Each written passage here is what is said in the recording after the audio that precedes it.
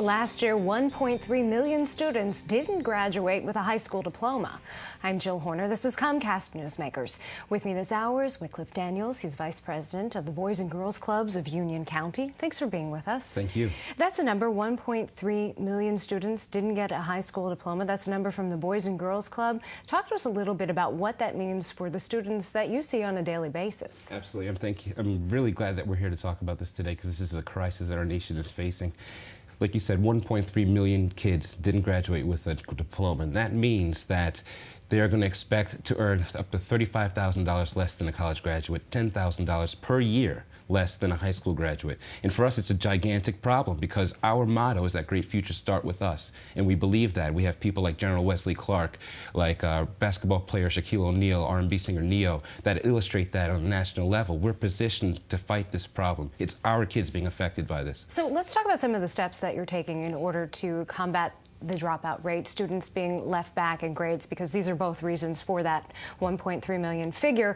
What are the steps that you're taking as an organization in order to work to help kids graduate? Okay. Nationally, out of the 4,000 clubs that the Boys and Girls Clubs has in the country, 1/3 of them are in schools. And in Union County, we're the same. We support 5 different communities. Out of that, in our club in Hillside, we're in the schools in Hillside, we're in the schools in Roselle.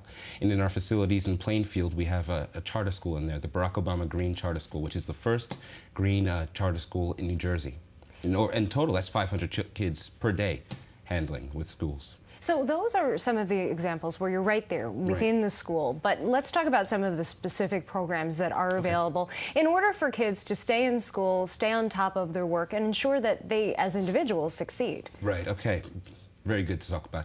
So we're in the community. We're community partners, and what we think is what we can do is bring in more partners into the community to help work with that.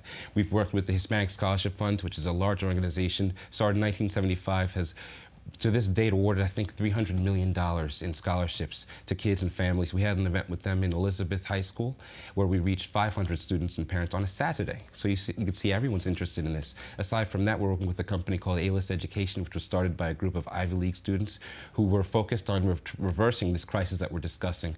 They set themselves apart by creating lasting relationships with the students and their parents. So that's kind of right in line with us. These are the types of things that we feel is effective to challenge the problems that we're facing today. Now, in addition to that, you have a new program, and this is called vocab videos for kids to really show off their skill set and do it in a way that they relate to, almost a YouTube-style video. Exactly, exactly. And this is something that's meeting kids where they are.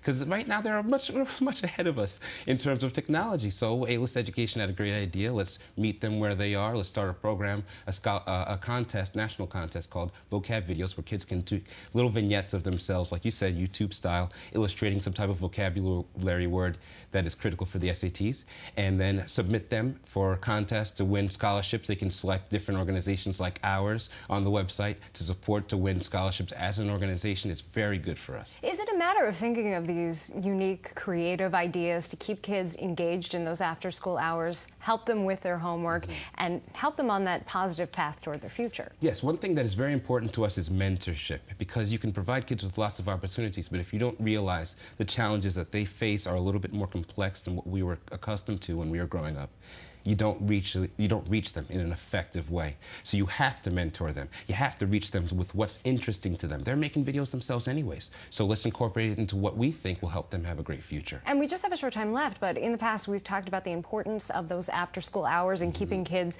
out of trouble and engaged. What happens in those after-school hours at the Boys and Girls Clubs? The Boys and Girls Clubs, these kids come and they are allowed to relax. They don't have to worry about keeping up with the Joneses. They're able to get some help on their homework. They're able to enjoy themselves, play basketball, play pool, play ping pong, watch a TV show, check on the internet, check out their homework on the internet. We have computers for them, everything.